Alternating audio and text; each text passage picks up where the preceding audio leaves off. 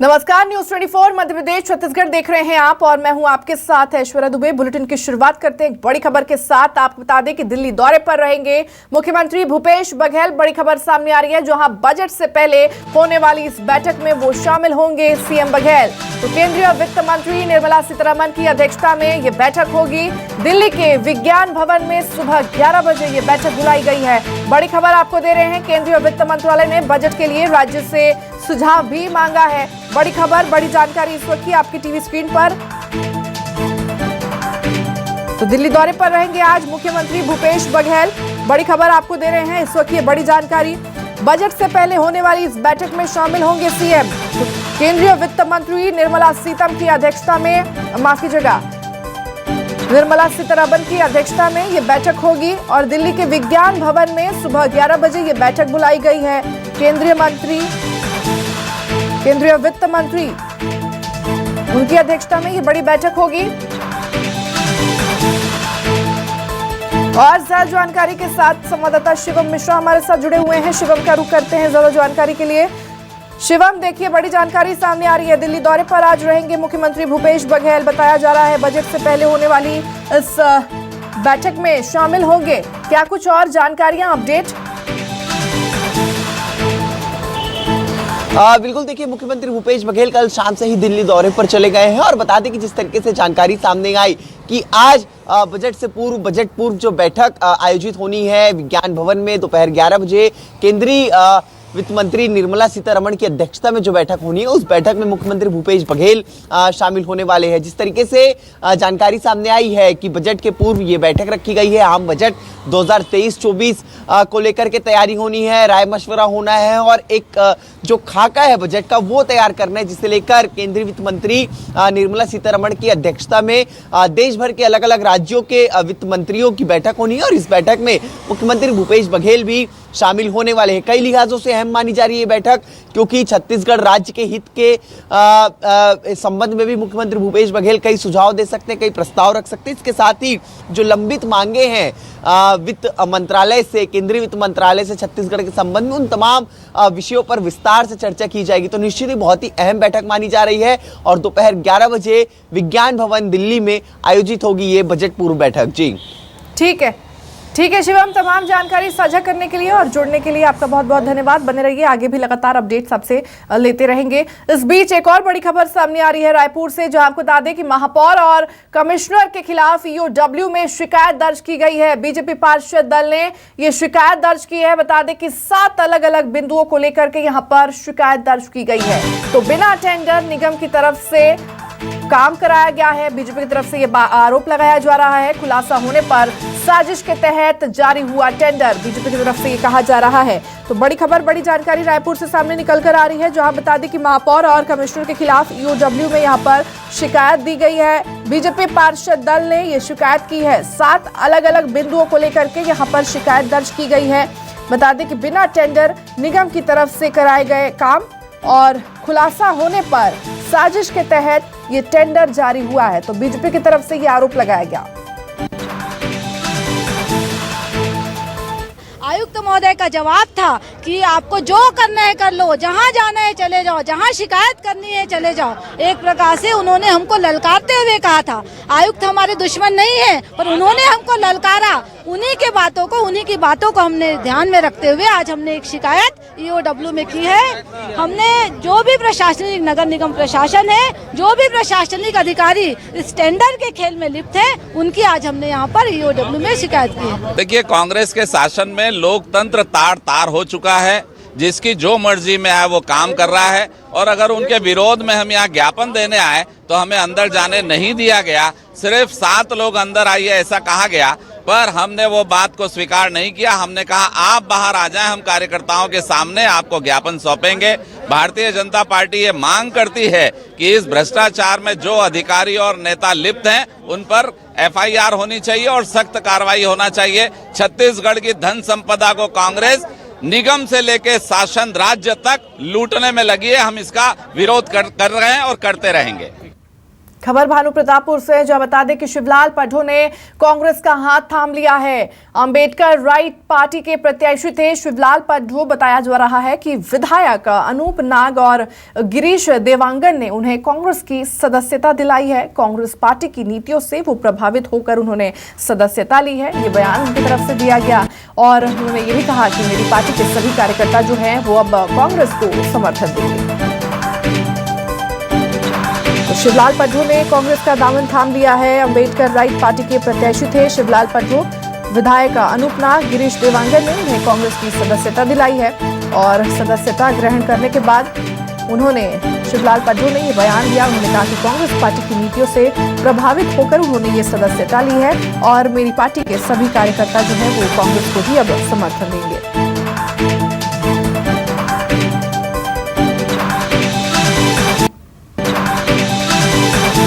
खबर भानु प्रतापपुर से है, जहां बता दें कि उपचुनाव को लेकर पीसीसी चीफ मोहन मरकाम ने कहा है कि कांग्रेस सरकार की नीतियों को लेकर चुनाव में जा रही है और हमें जनता का आशीर्वाद मिलेगा।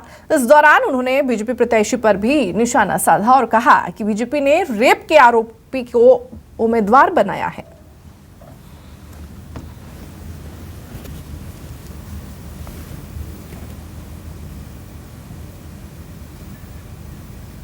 प्रतापपुर में कांग्रेस पार्टी, कांग्रेस सरकार की नीतियों, उपलब्धियों, योजनाओं को लेकर हम जनता के बीच में जा रहे हैं और जनता का हमें आशीर्वाद मिलेगा। चौथा उपचुनाव हम जीते हैं, 5वां उपचुनाव भी जीते हैं।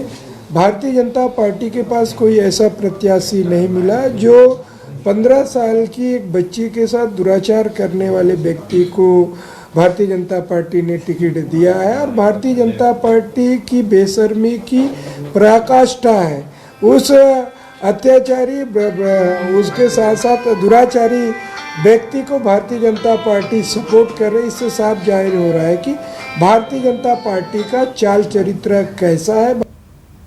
तो बघेल कैबिनेट ने आरक्षण संशोधन प्रस्ताव को मंजूरी दे दी है। बता दें कि नए प्रस्ताव में अनुसूचित जनजाति, अनुसूचित जाति, ओबीसी और ईडब्ल्यूएस वर्ग को आरक्षण देने के मसौदे को यहां पर मंजूरी दी गई है और साथ ही कैबिनेट से अहम प्रस्तावों को भी मंजूरी दे दी गई है।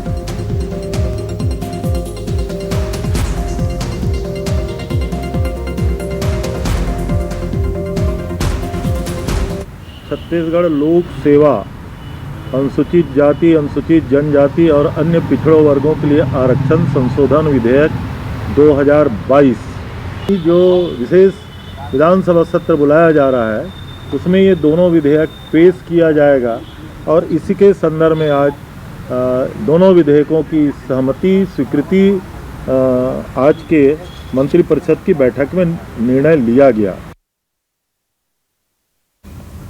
तो सीएम भूपेश बघेल का बयान सामने आया है। उन्होंने कहा कि आरक्षण को लेकर कैबिनेट में बात हुई है। आरक्षण में सभी वर्गों का यहां पर ख्याल रखा गया है। पूर्व सीएम रमन सिंह के बयान पर भी उन्होंने पलटवार किया। 15 साल के राम राज्य का खामियाजा आज तक भुगत रहे हैं। डॉक्टर रमन सिंह जी गुमराह करके वोट लेते रहे। मंत्री कवासी लखमा को इस्तीफा देने की जरूरत नहीं पड़ेगी।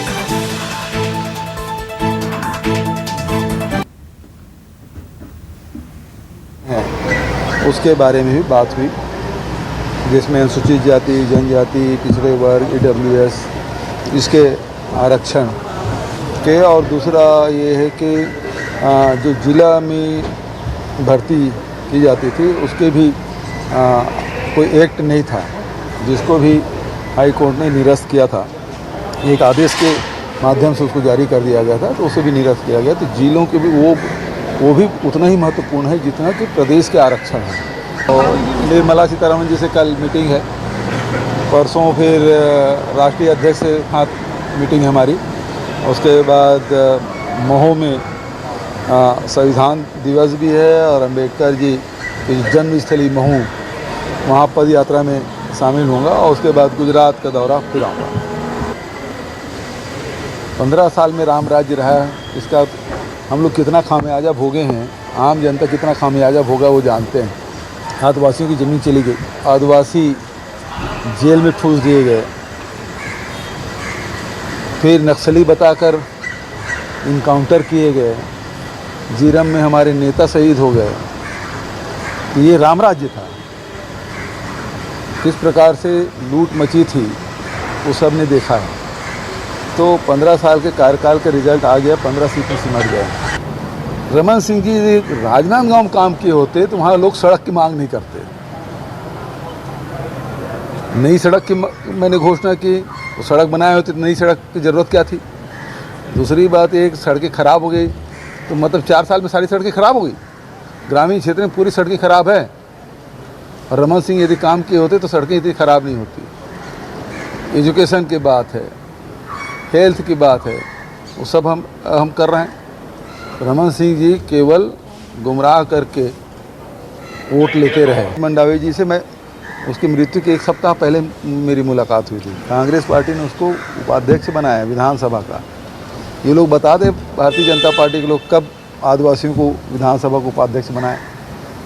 तो ये तो आदिवासियों को हमेशा वो लोग दूसरे दर्जे के नागरिक की तरह व्यवहार करते रहे 15 साल। सिंह जी सच में 2004 से 3 से लेके 12 तक के आरक्षण लागू नहीं किया था, और किया तो हाई कोर्ट में टिक नहीं पाया। हम लोग आरक्षण के लिए विशेष सत्र बुला रहे हैं। तो कवासी लखमा जी को इस्तीफा देने की जरूरत नहीं पड़ेगी। कांग्रेस की सरकार आदिवासियों के साथ हमेशा खड़ी है। तो खबर रायपुर से, जहां बता दें कि रमन सिंह का सीएम बघेल पर हमला यहां पर देखने को मिला। मुख्यमंत्री भेंट मुलाकात में घड़ियालू आंसू बहा रहे हैं। रमन सिंह की तरफ से ये कहा गया है, उन्होंने कहा कि राजनांदगांव में झूठ बोलने का कार्य सीएम ने किया है। मुख्यमंत्री कह रहे हैं, मुझे जेल भेजा गया, आपने ऐसे कार्य किया कि जेल जाना पड़ा। राजनांदगांव में जाकर जबरदस्ती की सहानुभूति बटोर रहे हैं। ओम माथुर पर सीएम बघेल के बयान पर भी रमन सिंह ने हमला बोला। उन्होंने कहा कि उनके बारे में सीएम को इस प्रकार की बात नहीं करनी चाहिए।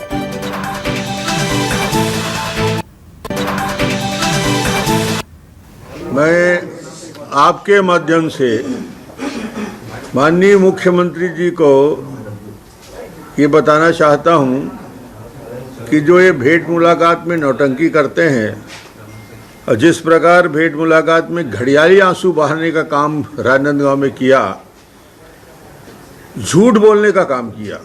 साफ शब्दों में कहता हूं कि उन्होंने कहा कि उनको, उनकी मां को, उनकी बेटियों को थाने में बुलाया गया। सरासर झूठ है। कहीं कोई सम्मन जारी नहीं हुआ, कहीं बुलाया नहीं गया। ये अपनी राजनीति पकाने के लिए, उस दिन कांग्रेस का कोई कार्यक्रम था, ये अलग से गए थाने के सामने, बिना बुलाए थाने के सामने बैठे, और आज वो बोल रहे हैं कि मुझे थाने में बुलाया गया, अपमानित किया गया। 15 साल भूपेश जी रामराज था, छत्तीसगढ़ में शांति थी, और आज आप जिस प्रकार की बात वहाँ राजनांदगांव में बड़े दुखी मन से बता रहे थे, तो उसका ही मैं करना चाहता हूँ। अब बोलते हैं कि डॉक्टर रमन ने मुझे जेल में डाल दिया।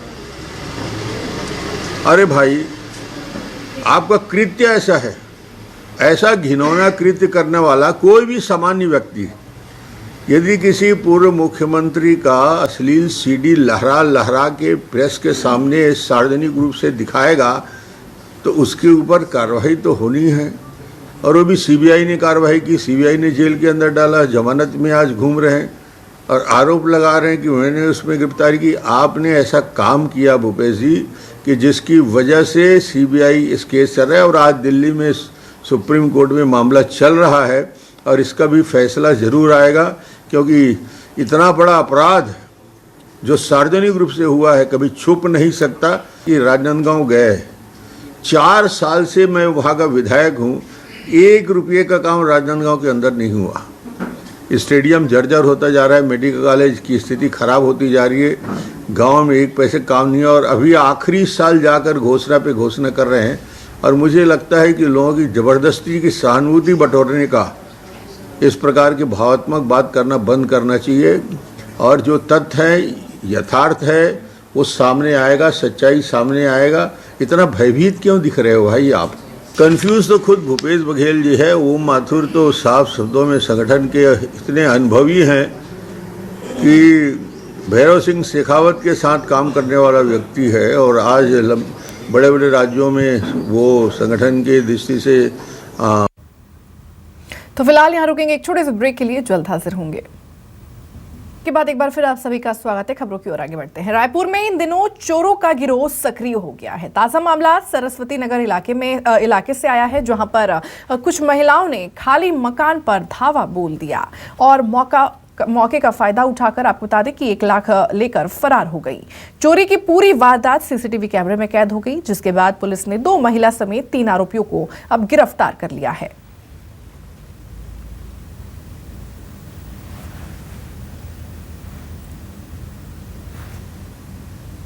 कल रात को हमने पूछताछ करी और कल रात को अराउंड तकरीबन 4-5 बजे के आसपास हम लोग रेलवे स्टेशन का फुटेज भी देखे, तो फिर हमें उससे पता लगा कि ये लोग जो रकम थी कहाँ पे छुपाए थे और जो चोरी में जो बाकी डॉक्यूमेंट चोरी किए थे 20 तारीख की घटना में वो कहाँ पे थे।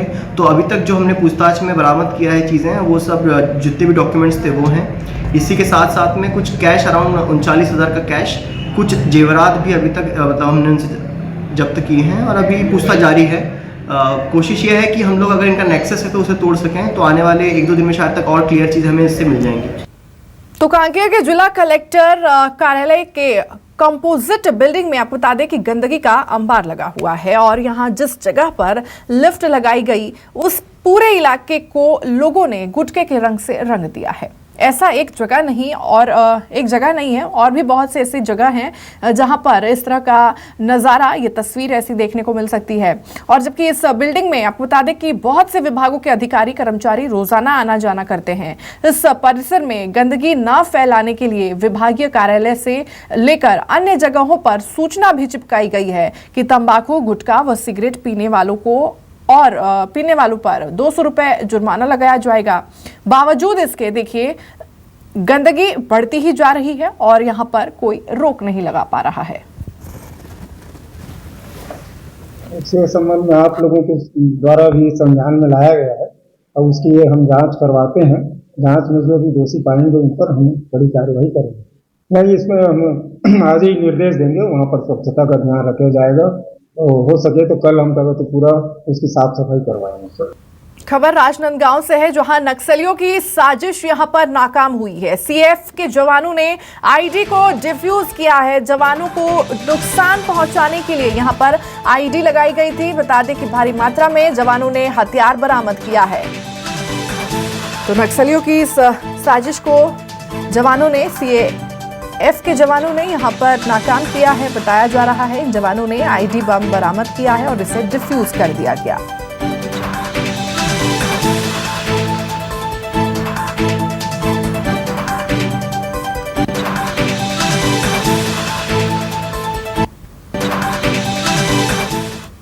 बस्तर में बीते कुछ समय से नक्सली लगातार बैकफुट पर हैं। नक्सली भी अपने संगठन को दोबारा से मजबूत करने की यहां कोशिश में लगे हुए हैं। बस्तर आईजी सुंदरराज पी ने कहा है कि विपरीत परिस्थितियों में नक्सलियों की रणनीति होती है कि इसके पीछे हटना और सही समय का इंतजार कर दोबारा हमला करना।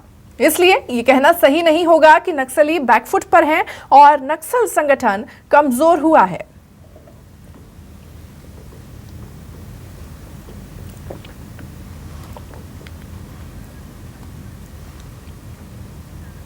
ये संपूर्ण प्रक्रिया को शांतिपूर्ण तरीके से, व्यवस्थित तरीके से संपन्न कराने के लिए और साथ साथ इंटर डिस्ट्रिक्ट कोऑर्डिनेशन मीटिंग भी की गई थी। उसमें आसपास जो सीमावर्ती जिला, सीमावर्ती राज्य के पुलिस को भी चुनाव के दौरान क्या क्या सावधानी बरतना चाहिए और उनसे क्या हमको सहयोग का अपेक्षा है, इसके बारे में भी मीटिंग लेकर अवगत कराया गया। उधर से भी हमको पर्याप्त सहयोग मिल रहा है। इसी कारण से हमको पूरा विश्वास है, मतलब यह सभी प्रक्रिया अच्छी तरीके से संपन्न हो सकता है। खबर मुंगेली से है, जहां बता दें कि 5 सूत्रीय मांगों को लेकर कलेक्ट्रेट पहुंचे बैगा आदिवासी। लोरमी विकासखंड के महामाई ग्राम के सैकड़ों आदिवासियों का विरोध यहां देखने को मिला। जिला पंचायत अध्यक्ष की अगुवाई में कलेक्टर को ज्ञापन सौंपा गया। राशन संचालक पर राशन वितरण में लापरवाही का भी उनकी तरफ से आरोप लगाया गया। कहा गया कि हर महीने राशन में 2 से 3 किलो की कटौती की जाती है। कटौती का आरोप लगाया गया। कलेक्टर का राशन संचालक को तत्काल हटाने का भी निर्देश यहां पर दिया गया है। हफ्ते भर में सभी समस्याओं के समाधान का उन्होंने आश्वासन दिया है।